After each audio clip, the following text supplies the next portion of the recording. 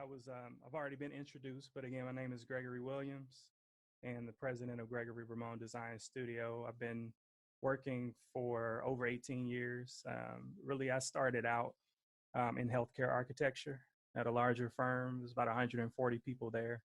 Did a lot of patient wing renovation projects, replacement hospital projects, and really I learned a tremendous amount from that experience. But one of the things that I think from that, I understood that I did like smaller firms. So I transitioned to smaller firms and really took advantage of the opportunity to learn as much as possible in those environments, because you are wearing, get to wear many hats, and not just because you want to, but because you have to. There's not as many people on in those situations, so you end up learning a lot more very quickly.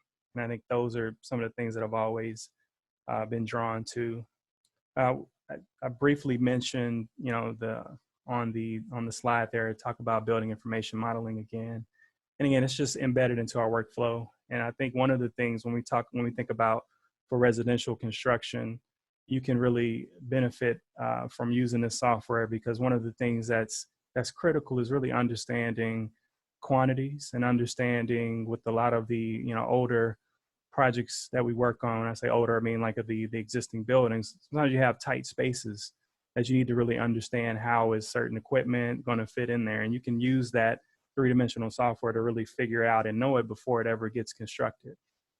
And lastly, I've been teaching classes over at Dawson Technical Institute since 2012 in the construction management program. So I'll come across or come into contact with a lot of contractors, people who have been working in the field, and people who are interested in it too.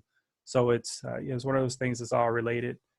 Our team consists of Kaya Rial, and she's an architectural designer, and she's been there with us about 2 years, and she's completed numerous residential projects. And Letitia has been with us for a little over a year and has worn many hats too, including proposal development, existing condition surveys, submittal logs, and a lot of other day-to-day tasks. So, I know going into this, I know the intent again is to provide an understanding of when and how to work with an architect.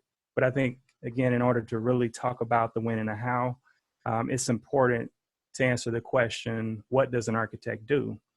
And so in asking that question, you see this slide here, you see the food on the side, you may be wondering, what does it have to do with an architect's role? And really, to me, I've always thought as an architect like a chef, because if you think about what a chef does, there's really a similar connection between the two.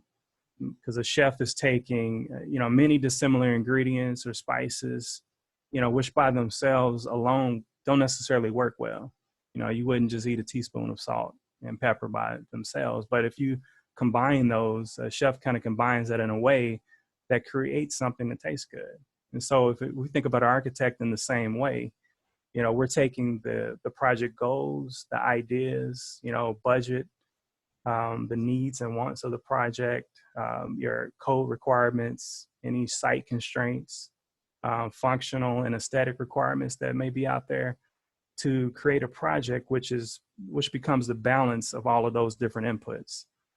So essentially, the architect is really there to come up with the master plan that takes all of these elements and interprets it in a way that creates something that everyone involved can really understand, and then take what was an idea and turn it into a reality.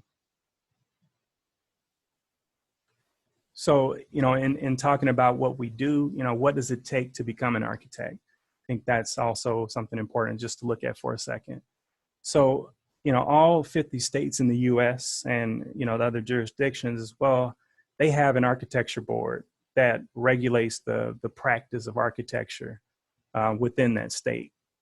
And so those boards also issue licenses to the architects as well. So there's, if you can see in the slide here, you have education, an education requirement, which means that we have to go to a National Architectural Accrediting Board, or which just sometimes referred to as NAB, accredited school, to earn either a BArch, a Bachelor of Architecture, or a master's of architecture. And that can take anywhere from 5 to 6 years. And, once you're done with school, you have your degree, then there's an experience requirement, right? So you're required to gain and document actual project experience under the supervision of a licensed architect, in multiple different areas of the project, over the course of a minimum of 3 years is what it used to be. I think now things have changed to where there's been a shortage of architects. So they've kind of changed, what some of these requirements are in terms of when you can go take an exam. But it used to be you get all the experience and then you can go and sit for the exams. Right now, there's currently 6 individual exams that you take. And again, there have been more in the past. When I took it, there were 9, but they're again trying to make it somewhat more palatable for people to go in and do that. But once you take the exam, pass it, then you're able to apply for your license, and you get your license in the state that you took the exam first. And then one of those acronyms that we were talking about earlier, NCARB, that's the organization that once you're licensed in one state, they make it easier for you to get licensed in any of the other 50 states by paying a fee typically and filling out an application. Unless you're looking to get licensed in Florida or California where they have another exam. So if we just put this in perspective, really the average time it takes to become an architect from the time you go to school to the time you get out, this is average time, is about 12 and a half years.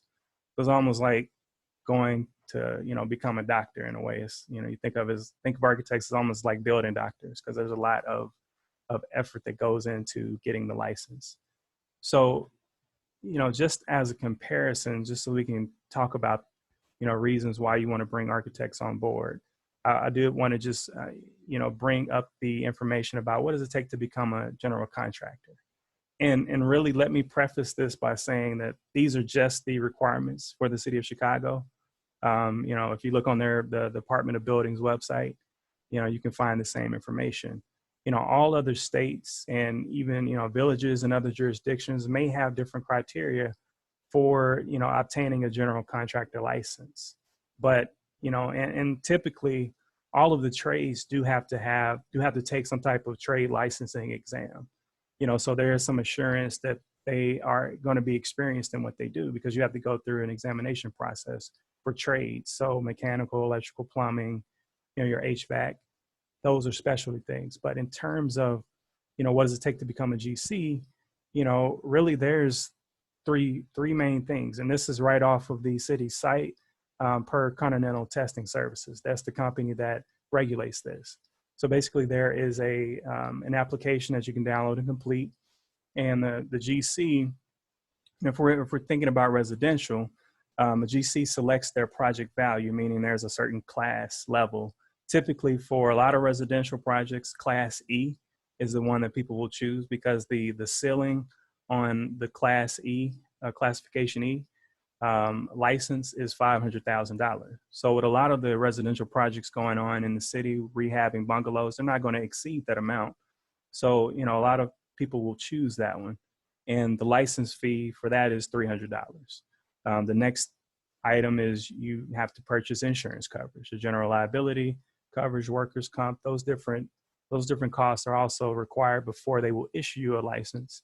And then once you pay the application fee and obtain the GC license, that total processing time might be 14 days. But once you have that information in hand, you can, they can legally represent themselves as a general contractor.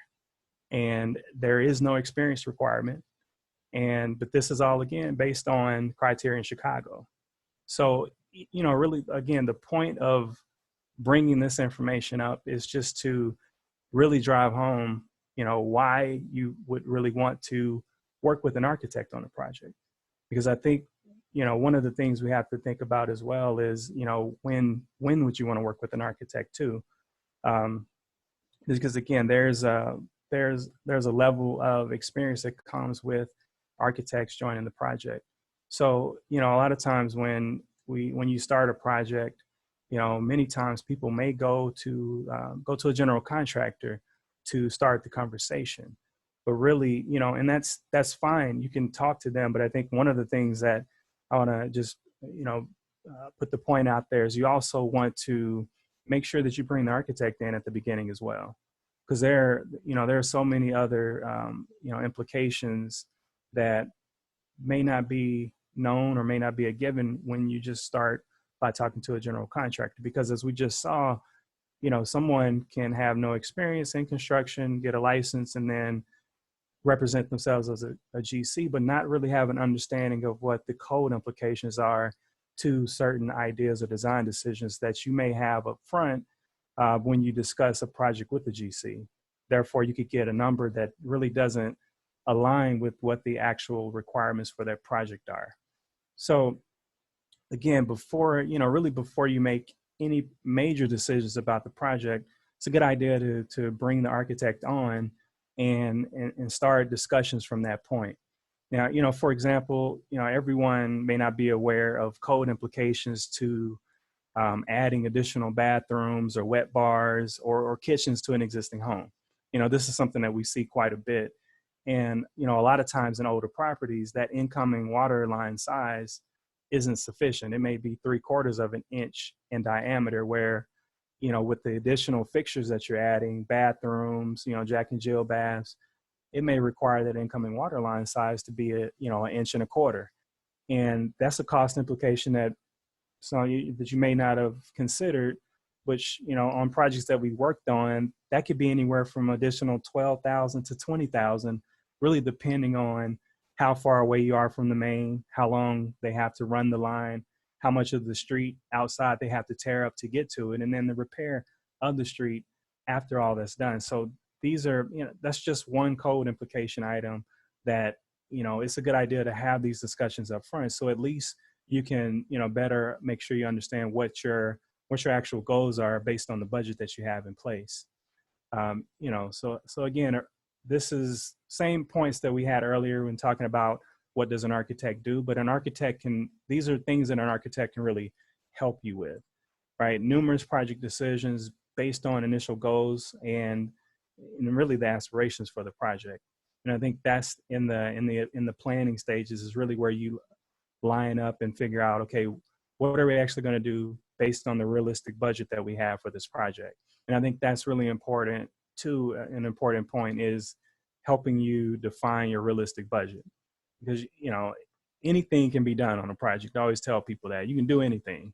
You know, you can have a, you know, make a glass house if you want to, but things are going to be very, the cost is going to vary depending on what it is you're trying to do. So again, it's always making sure you share your realistic budget up front. And if you don't know, that's okay, because then the architect that you speak to can help you better hone in on what that number would be. And then you can make some decisions from that point. And, you know, I think one of the things too on this list is bold at the bottom. I think probably the most important thing that an architect should do and can do is to listen to what your requirements are, what your needs are for the project. And then that way, if we hear what you're asking, then we can in turn really help you understand, okay, what can you do based on the things that you're asking or that you want to do. So moving forward, I think, you know, how do you work with an architect? I think the biggest thing is just, you know, you got to do some research. And, you know, anytime people call us, you know, I'll typically tell them, you know, we'll give you a proposal, but reach out to someone else too. So you can have, you know, multiple proposals, and then you'll be able to compare, you know, what is this person offering versus what this person is offering.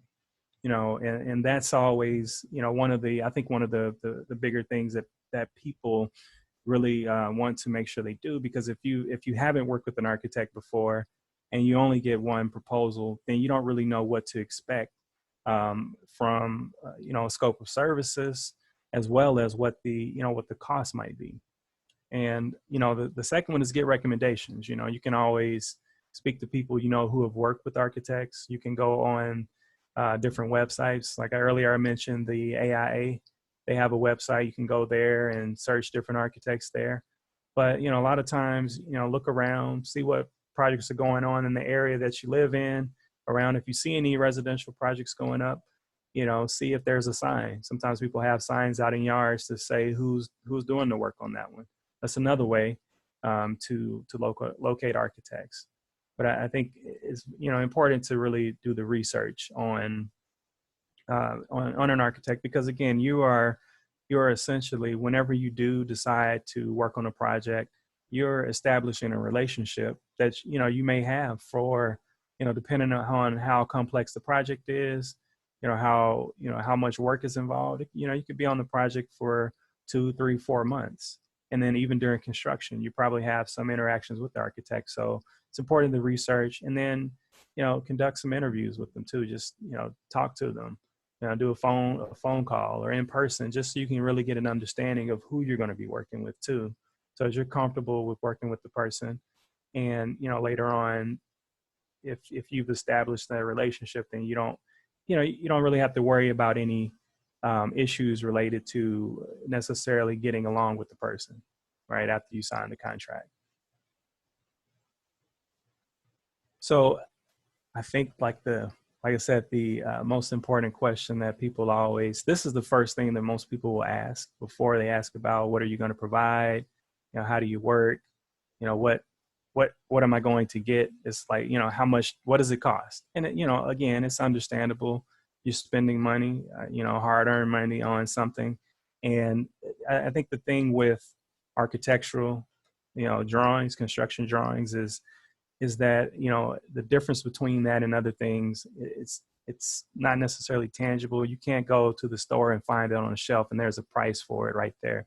It's different because you may not have a understanding of what are you going to get. So I think the biggest thing is to understand what is it that I'm getting for the cost that you're asking me. And first though, let's just take a quick look at some of the some industry standards, right, for cost on architectural projects. So, if we think about the average residential renovation construction costs, and this is not every residential project, these are projects that we worked on in our office based on the types of scope that we picked up or that we worked on. A lot of times we might be doing a basement renovation project. We've done some additions, some full gut rehabs. So on average, these are some of those projects. The others have gone above this, but if we just look at the average cost of what are you spending on construction for those projects, $40,000 to $80,000, that's a pretty significant number. So when we think about what's the industry standard pricing structure for architectural fees, okay, it's a big range, but that range has to do with project size, complexity of the project, existing versus new construction. New construction tends to be cheaper because it's easier to access. There are no unknowns. But the range here that we're talking about is between 7 and 20% of the estimated or assumed construction cost. So if we just say 10%, which is, more of a typical range, 10% of 80,000 is really, when you think about it, for the services and the kind of the project management expertise that you're getting is not that much. And I think that's the biggest thing, is to really understand, that the fact that when you hire an architect, you're not just hiring someone who's going to create a drawing for you so that you can go get it built.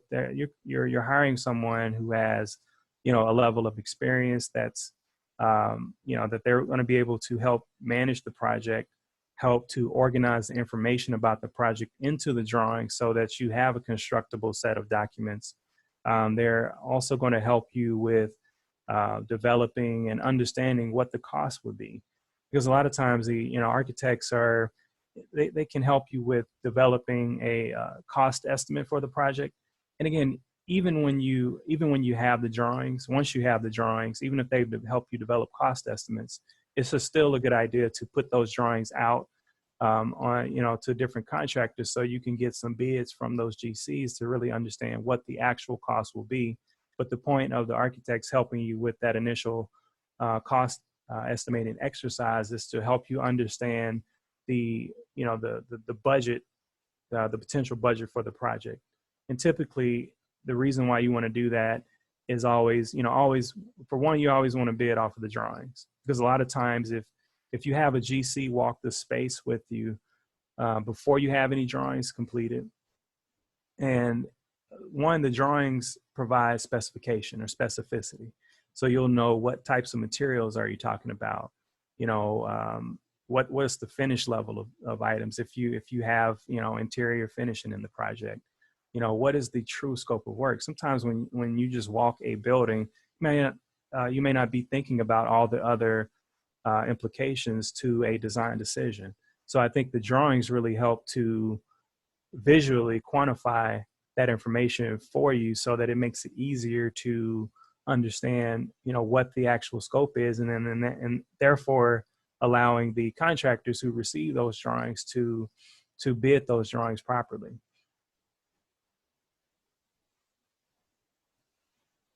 So, really when you look at it, the main thing is always like, okay, is it worth it, for the price that someone's asking for you to pay them in order to do those documents or do those drawings. And, again, just remember, what does an architect bring to the table? I mean, you have the experience factor there. There's also the expertise of understanding how to work with the building department, how to work with the different code officials on the projects too, and really a understanding of the code. I mean, the code is really sets the parameters for any project that we're working on. And I think that's one of the key factors, in addition to, understanding design from a functional standpoint and an aesthetic standpoint. All of those things will play into, how that project experience from, years down the line.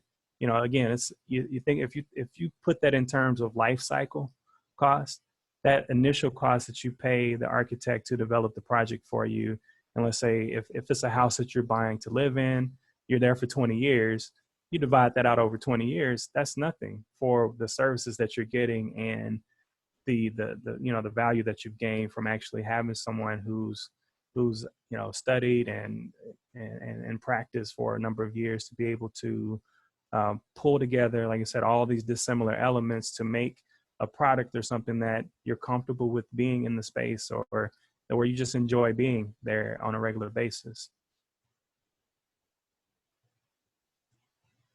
And this is this graphic here, the triangle, is one of those things where it's just a visual to help understand, how do different factors play. If you want something done quickly, want it done for a low cost, or if it's high quality, how do you get these things? And there's always a thing of, you can't have all three on any given project. So a lot of times if someone's looking for low cost and they want it done quickly, then cheap and quick tends to be low quality. And we've seen sets of drawings that people bring to us to ask if we can then redo the project, because now they can't get a permit because they initially paid a very low fee to someone to do a set of drawings that can't be constructed, and the city won't accept them and will not issue a permit. So if again, it's just like with anything, you pay for what you get, right? And if you spend a little bit of money on something, typically you're going to have to replace that more often than you would if you spend a little more on it, and it's a little bit higher quality, and the life cycle of that is going to last a little bit longer. It's the same thing with services too.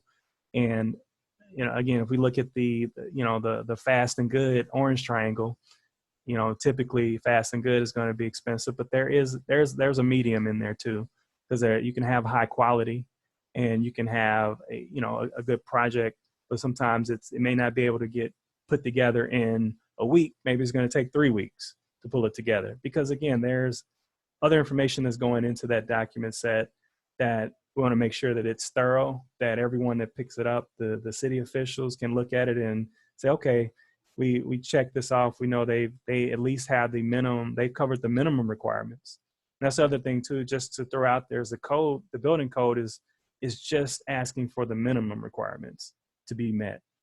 Sometimes we can go above and beyond depending on what the goals are for the project, but the code is really just talking about minimum. And I think that's one of the, just one of the things to remember when we talk about it. And like I said, I like this image just because it's really a way of showing, you get what you pay for. So, it says itself. I don't have to say anything else about it really. This is just what it is. So just keep that in mind. And, remember whenever you do reach out to architects, it's, you're becoming a part of a team with them along with the contractor.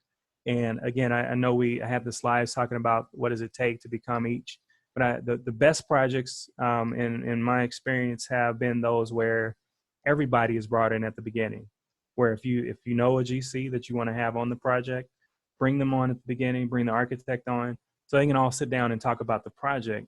That way you can have a very unified idea about what can really be done with the budget that's in place and with the skill set that's available too, in terms of, maybe in construction, if we're trying to do some very sophisticated details or details that are too that don't make a lot of sense to do, then sometimes the contractors say, hey, we know there's another way to put this together.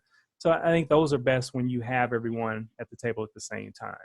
And, that's a project delivery, what some people might refer to as integrated project delivery methods, where it's not a design, bid, build, which is where you typically have a process of designing the project, then you bid it out to contractors, then they build after they make a selection. So I'm not sure on where we are on time, but we are actually we're going to go into our Q&A. Perfect. So we did have a couple of questions. Ms. Gonzalez would like to know if you could go back to her GC screen because she was taking notes there, and she also had